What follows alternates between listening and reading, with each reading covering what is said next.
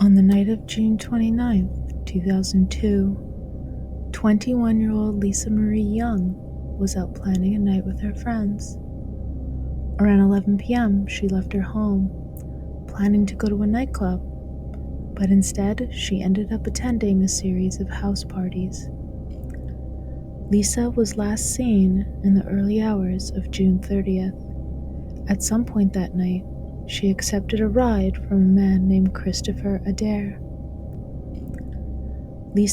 Christopher was driving a red Jaguar and had been giving people rides between the parties. When Lisa said she was hungry, Adair offered to get her some food, and she reportedly left with him in the red Jaguar. She then called a friend around 4:30 a.m., saying that she was still hungry and that the driver would not take her home. That was the last known communication from Lisa. Her cell phone last pinged around Departure Bay, Nanaimo, that very same night. Lisa's disappearance was quickly deemed suspicious, as she had no history of running away and was described as a responsible and well-liked young woman. She failed to contact her family the next day on July 1st, and her family immediately became concerned and reported her missing. The RCMP soon began an investigation into her disappearance and put the case into their Serious Crimes Unit. Later on, however, as the investigation progressed, the RCMP would receive major criticism from the family, journalists, and the public about their lack of urgency in the handling of Lisa's case. The man who last drove Lisa is the main suspect in her disappearance. He was subsequently interviewed by the police in late July 2002 and released for lack of evidence. The Jaguar he was driving was determined to be his grandmother's car, and it was seized and examined by the police. But it was released back to her quickly when police determined it held no evidence. She then sold the car, and now because 20 years have gone by since Lisa's disappearance, the car likely no longer exists or is available to be re-examined for evidence. Right after she vanished, on July 3rd, 2002, her family contacted the media and had her story picked up by the papers.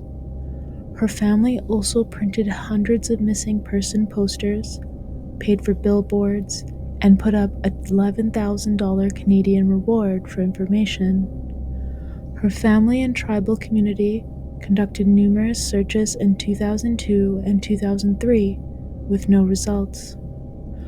Over the years, her case has continued to receive attention, particularly in relation to the ongoing issue of missing and murdered Indigenous women in Canada.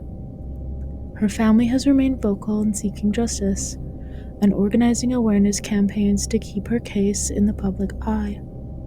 Her disappearance remains one of Nanaimo's most chilling unsolved cases, as foul play is likely, and no trace of her has ever been found. Unfortunately, this has left her family searching for answers and justice more than 2 decades later.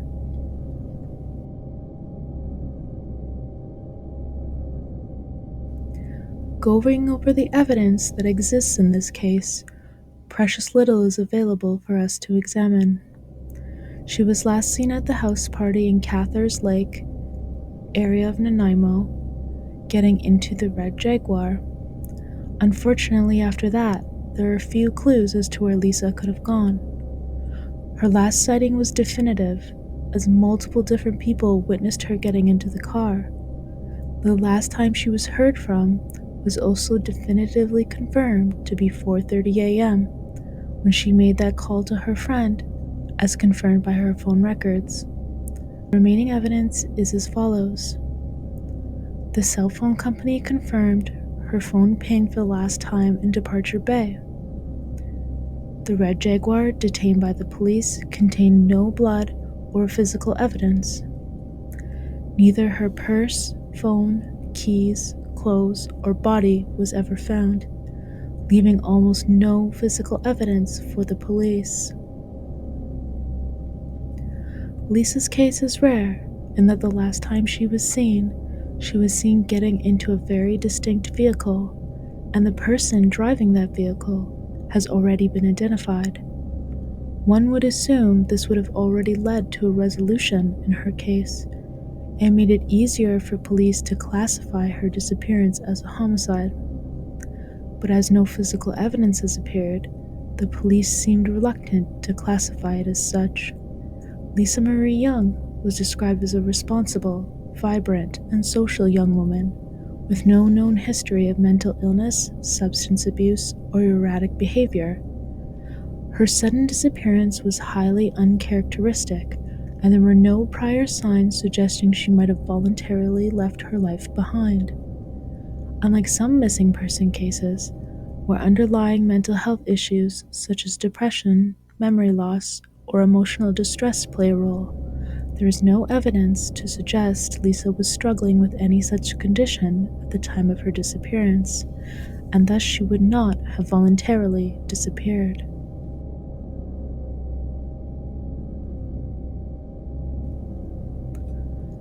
Theory number 1: the driver of the Jaguar. Christopher Adair, the driver of the Jaguar, was confirmed to be the last person with her. He must have some idea of what happened to her, even if she somehow left him and got into another vehicle, but that doesn't seem to be the case. He purports to have no idea what happened to her. But the reality is, she is never seen again after leaving with him, so it is only logical that he must have the final clue. Strangely, Christopher's statement of what happened has also never been revealed to Lisa's family, so they have no idea if his account of the night refutes that of the witnesses.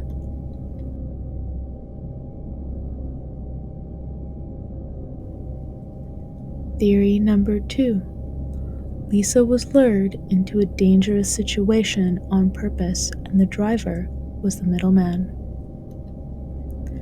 Foul play has remained the prevailing theory in Lisa Marie Young's case, especially given the suspicious circumstances of her last known whereabouts. Witnesses recalled that he was giving people rides between the parties, and Lisa believed she was getting a ride to go get some food.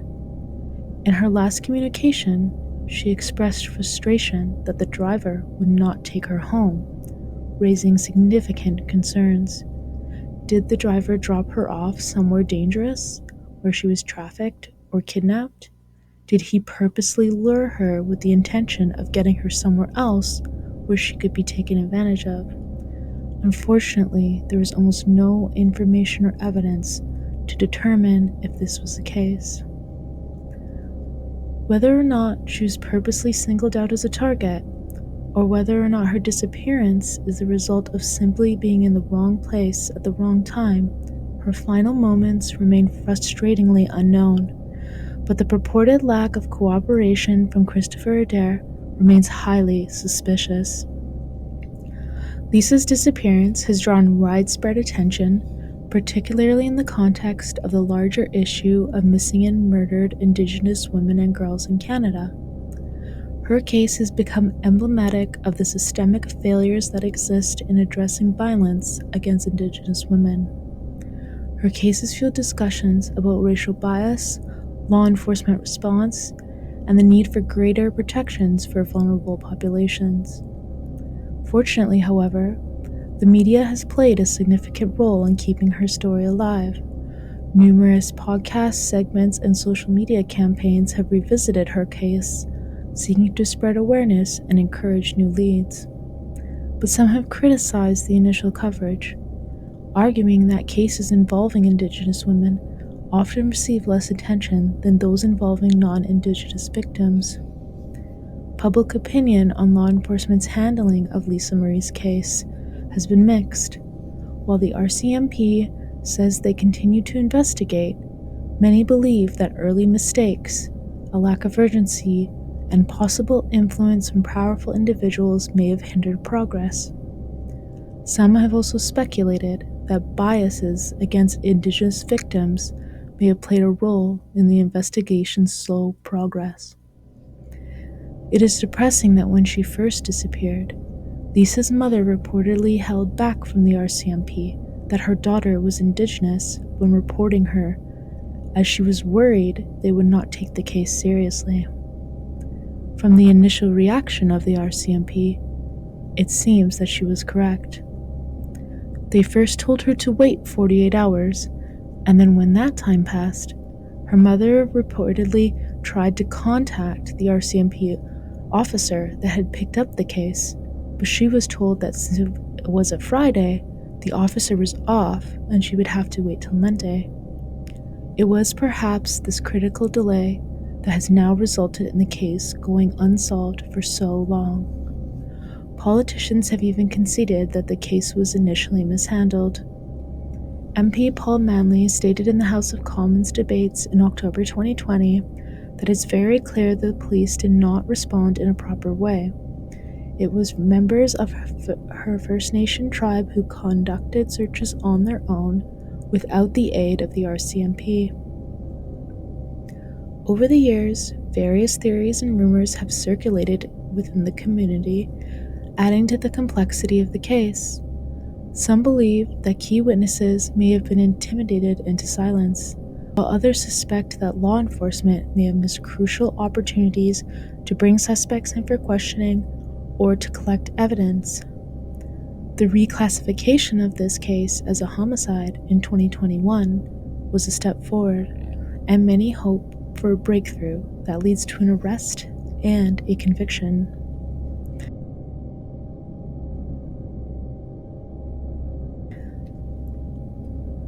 In December 2020, Nanaimo RCMP conducted physical searches related to the case at 2 locations in Nanaimo, as well as part of the Morel Nature Sanctuary. The sanctuary is heavily wooded, with a hiking loop taking about 1 hour to complete, and it would have been easily deserted at the time of day when Lisa disappeared. One of the locations searched was a residential property which is adjacent to the Morel Sanctuary and is less than 650 feet from a dam. In June 2021, the Nanaimo RCMP held a press conference to provide an update on the Lisa Marie Young investigation. RCMP Corporal Marcus Munter, a co-lead investigator on the case, stated that both new and historical information had guided multiple searches over the past year. These efforts included the use of ground-penetrating radar and police dogs, with additional searches planned at undisclosed locations. An anonymous donor from the United States offered a $62,000 Canadian reward for information, leading to the discovery of Lisa's remains. RCMP Constable Haley Pinfold expressed hope that this financial incentive would encourage individuals with crucial information to come forward. Investigators emphasized that locating Lisa's remains could provide the breakthrough needed to resolve the case, describing the reward as a highly significant development. Over the years, some leads have pointed investigators toward rural areas surrounding Nanaimo, but no significant discoveries have been made. Lisa's family and community have remained vocal in their pursuit of justice, holding annual walks and vigils in her honor to keep the case in the public eye. Despite years of frustration, investigators believe that people in the community know what happened to Lisa, but have not come forward. Law enforcement continues to encourage anyone with information to speak up, emphasizing that even small details could be crucial in solving the case. And Lisa's community have remained vocal in their pursuit of justice. Lisa Marie Young's disappearance is a tragic and unsettling mystery that continues to haunt her family, her friends, and her community. Despite the passage of more than 2 decades, the hope for justice remains strong. With continued public pressure, awareness, and new leads, there is still a chance that the truth will emerge and those responsible will be held accountable. Hi everyone, thank you for watching. If you have any information on where Lisa Marie might be, please contact Nanaimo RCMP at 1-250-754-2345. May answers in peace find Lisa Marie Young's family. If you like the content, please like and subscribe. This episode is also available as a podcast on Spotify. Cheers, stay safe, and always watch your back.